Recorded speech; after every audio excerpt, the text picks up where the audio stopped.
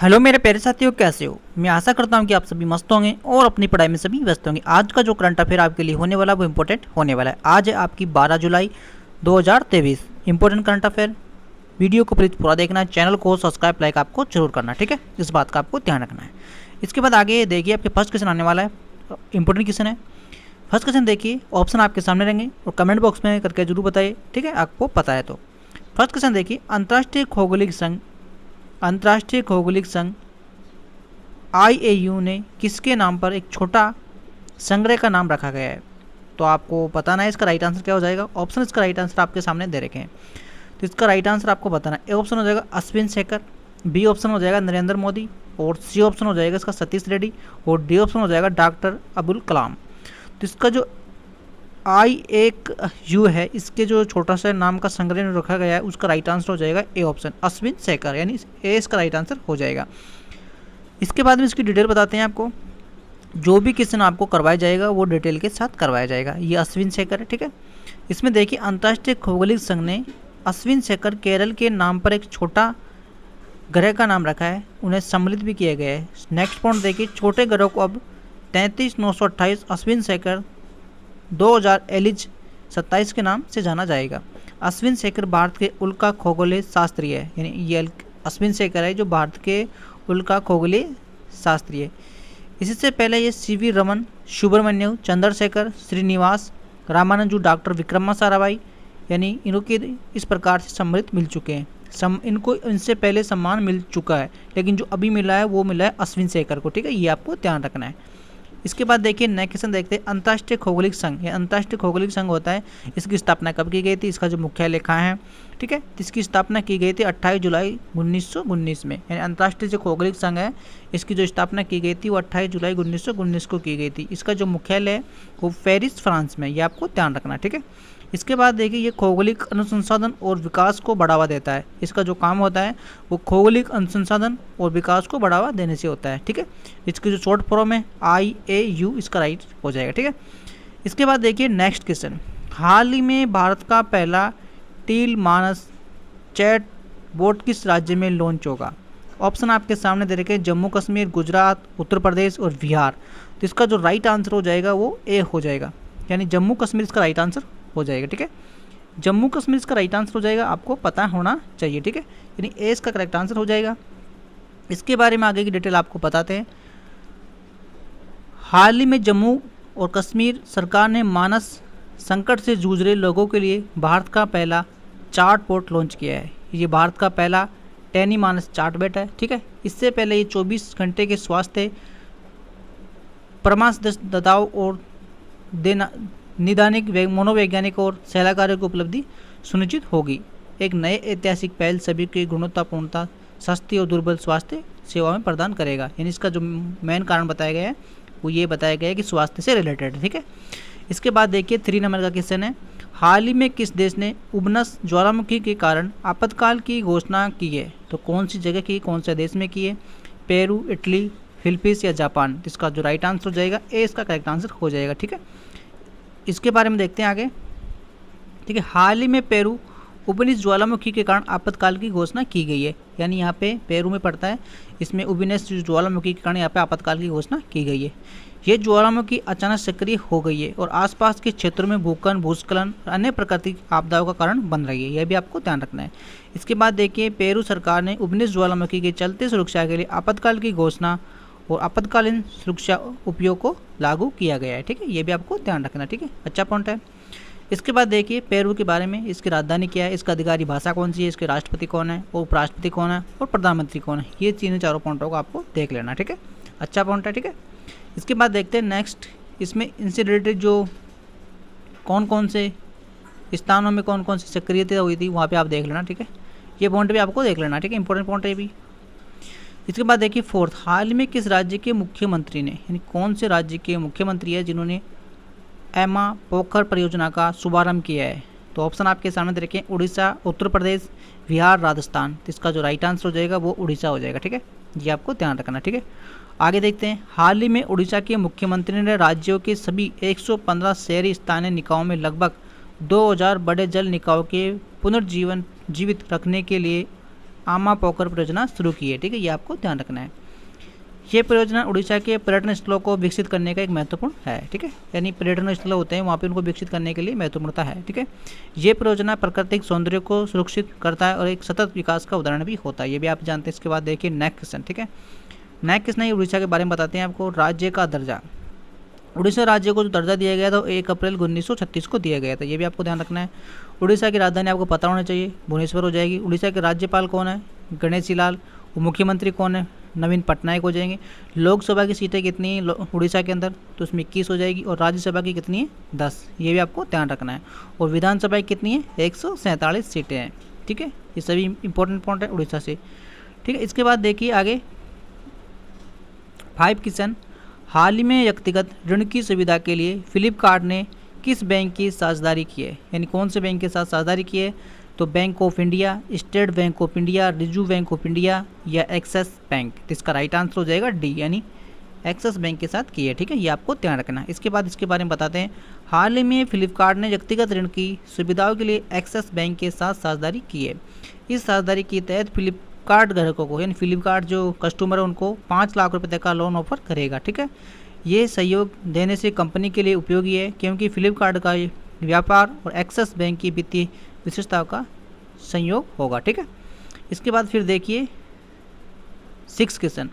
हाल ही में ऐसा कौन सा देश है जो ग्लोबल क्राइसिस रिस्पॉन्स ग्रुप में सम्मिलित हुआ है? तो कौन हो गया? Bharat, America, Britain, Japan. तो इसका राइट आंसर आपको बताना है। कमेंट बॉक्स में आप करते रहे और चैनल को सब्सक्राइब लाइक तो आपको करना ही है। ठीक है, क्योंकि आप चैनल को सब्सक्राइब लाइक करते नहीं है। ठीक है, चैनल को सब्सक्राइब लाइक नहीं करेंगे तो फिर मज़ा कैसे आएगा आगे। ठीक है, तो आपको चैनल को सब्सक्राइब लाइक, आपके सामने ऑप्शन दे रखे हैं, भारत हो गया, अमेरिका हो गया, ब्रिटेन हो गया और जापान हो गया। इसका जो राइट आंसर हो जाएगा वो भारत हो जाएगा। ठीक है, ये आपको ध्यान रखना है। ठीक है, भारत इसका करेक्ट आंसर हो जाएगा। इसमें फिर देखिए आपको बताते हैं आगे की जानकारी। हाल ही में भारत में ग्लोबल क्राइसिस रिस्पॉन्स ग्रुप सम्मिलित हुआ है। ये GCRG की स्थापना खाद्य सुरक्षा, ऊर्जा, परस्पर एकजुटे संबंधों के लिए किया गया है। ठीक है, ये आपको ध्यान रखना है।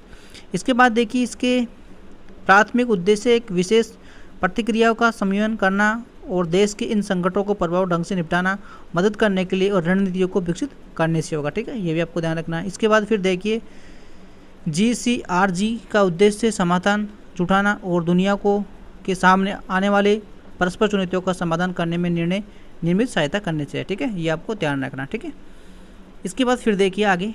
हाल ही में प्रधानमंत्री मोदी ने कहाँ पे वन्य जीव अनुकूल राजमार्ग परियोजना का उद्घाटन किया है? तो कौन सी जगह किया है? बिहार, गुजरात, छत्तीसगढ़ या उड़ीसा। तो इसका राइट आंसर हो जाएगा छत्तीसगढ़। ठीक है, इन छत्तीसगढ़ में किया है। इसके बारे में बताते हैं आपको। हाल ही में प्रधानमंत्री मोदी ने छत्तीसगढ़ में वन्य जीव अनुकूल राजमार्ग परियोजना, ठीक है, परियोजना का उद्घाटन किया है, यानी छत्तीसगढ़ में किया है। इसके बाद देखिए ये भारत के प्राकृतिक संसाधनों की सुरक्षा और पर्यावरण संरक्षण के लिए एक महत्वपूर्ण कदम है। ठीक है, छत्तीसगढ़ वन्य जीव अनुकूलन राजमार्ग परियोजना वन्य जीव संरक्षण के साथ साथ पर्यटन के लिए भी महत्वपूर्ण है। इस परियोजना का मुख्य उद्देश्य है, इस परियोजना का जो वन्य जीव अभयारण्य में 27 पशु दर्रे और 7 बंदर छतरियाँ से सज्जित 2.8 किलो लंबी 6 लेन सड़क का संवेशन है। इसमें वन्य जीवों को, ठीक है, ये आपको ध्यान रखना। इसके बाद फिर देखिए 8वां क्वेश्चन है। हाल ही में किस देश ने भारतीय फार्मी उत्पादनों की गुणवत्ता पर सख्त नियंत्रण की जांच की है? तो ये आपको पता होना चाहिए। तो इसका राइट आंसर हो जाएगा फर्स्ट ऑप्शन, यानी गाम्बिया। ठीक है, इसके बारे में देखिए। हाल ही में गाम्बिया ने भारतीय फार्मी उत्पादनों की गुणवत्ता को सख्त नियंत्रण जांच शुरू की है। ये एक महत्वपूर्ण घोषणा है क्योंकि भारत में विश्व भर में दवाओं के उत्पादन अहम योगदान देने वाला देश है। ये निर्णय पिछले साल गाम्बिया के कम से कम 70 बच्चों की मौत की जवाब में किया गया था। उन्होंने भारत में निर्मित दूषित केफ सिरविया का सेवन भी किया था। ठीक है, इसके बाद आप देख लीजिए इनकी राजधानी कौन सी है। ठीक है, फिर देखिए 9 क्वेश्चन।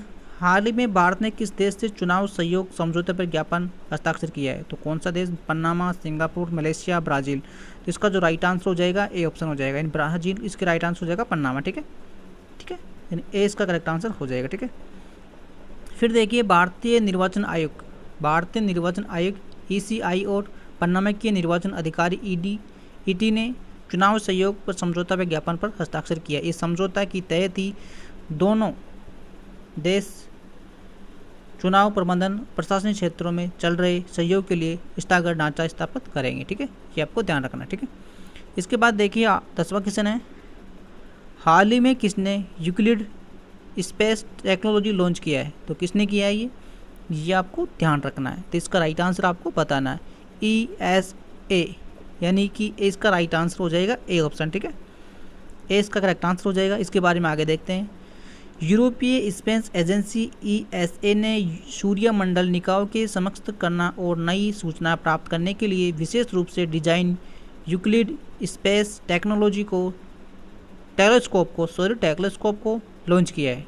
ठीक है, इस टेलीस्कोप के द्वारा वैज्ञानिक ब्रह्मांड के 10 अरब प्रकाशीय वर्ष के विस्तारित क्षेत्रों में फैले अरबी गैलेक्सियों का त्रिआयाम नक्शा तैयार करेंगे। ठीक है, साथ ही उम्मीद की जा रही है कि इसके अवलोकन डार्क मैटर और डार्क ऊर्जा के रहस्यों को भी सुलझाने में मदद करेंगे। ठीक है, इसके बाद देखिए ग्रीक गणितज्ञ यूक्लिड के नाम इसे टेलीस्कोप का नाम दिया गया है। ये मानव संसाधन, ग्लोबल स्वास्थ्य, जलवायु परिवर्तन और महासागर अध्ययन में महत्वपूर्ण योगदान करेगी। ठीक है, नेक्स्ट क्वेश्चन देखिए 11, इसमें दे रखा है बेस्टिल्स डे परेड में भारतीय वायुसेना दल का नेतृत्व कौन करेगा?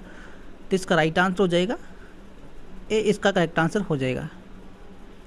राइट आंसर हो जाएगा इसका ए